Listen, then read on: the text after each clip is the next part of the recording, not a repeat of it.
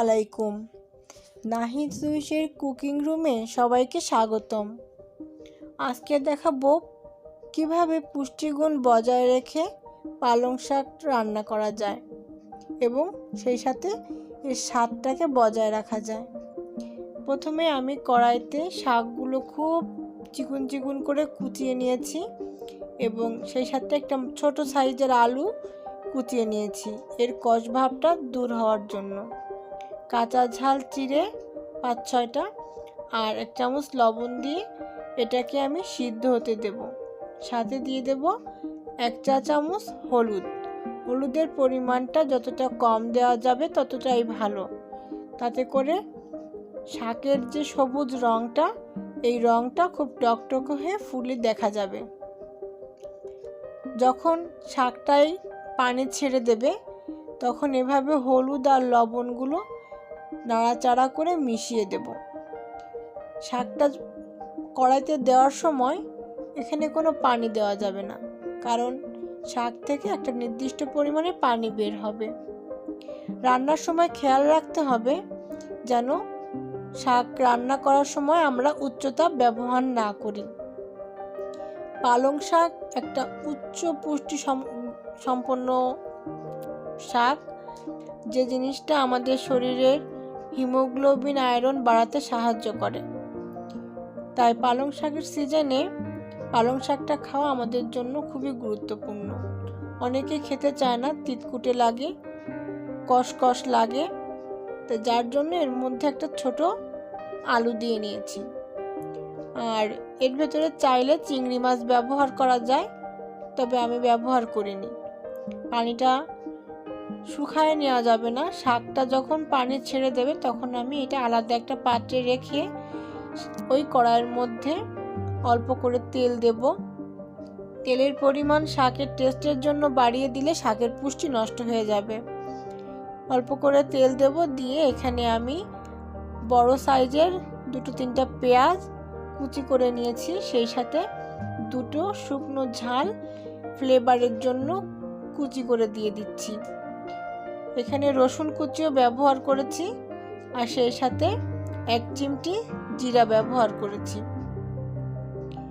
এইটা দিয়ে আমি ভালো করে টস করে নেব যতক্ষণ না পর্যন্ত পেঁয়াজের কালারটা লাল হয়ে মানে বেরেস্তার মতো না হয় ততক্ষণ পর্যন্ত ভাজতে থাকবো।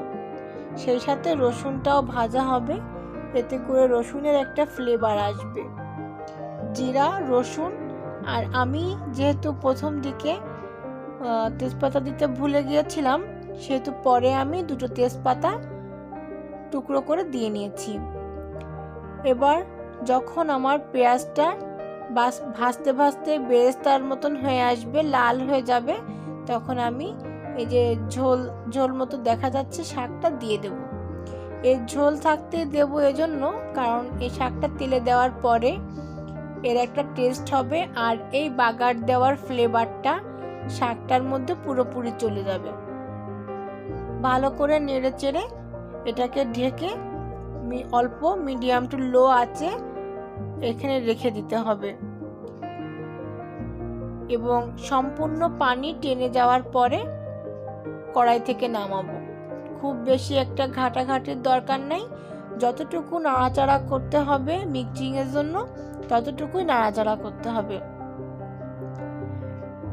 প্রতিদিন পালং শাক খেলে যাদের শরীরে রক্তে হিমোগ্লোবিনের পরিমাণ কম থাকে বা আয়রনের পরিমাণ কম থাকে তাদের শরীরের জন্য এটা অত্যন্ত উপকারী। আর আমি সবসময় বলে থাকি যে কোনো শাক বা পুষ্টিগুণ সমৃদ্ধ সবজি আমরা রান্না করে খাবো, এটা কখনোই উচ্চ তাপে রান্না করব না। উচ্চ তাপে রান্না করলে এর ভিটামিন বা পুষ্টিগুণ যেটাই থেকে থাকুক সেটা নষ্ট হয়ে যায়। তাই চেষ্টা করব যেন আমরা নিচু তাপে রান্না করি এবং এর পুষ্টি বজায় থাকে। আর বিশেষ করে শাক ঢাকনা সহকারে রান্না করতে হয়, মিডিয়াম আঁচে অথবা লো আঁচে, তাতে করে এটা টেস্টিও হয়, এর পুষ্টিটা বজায় থাকে। আর আপনারা এর মধ্যে লবণ দেওয়ার সময় শাকে লবণ প্রথমে পরিমাণ মতন পরিমাণের থেকে অল্প দেবেন। আমি একবারে দিয়ে নিয়েছি। ওটা আমার স্বাদ মতো হয়েছে, কিন্তু শাক দেখতে অনেক মনে হয় রান্নার পরে চুপসে যায়, কমে যায়।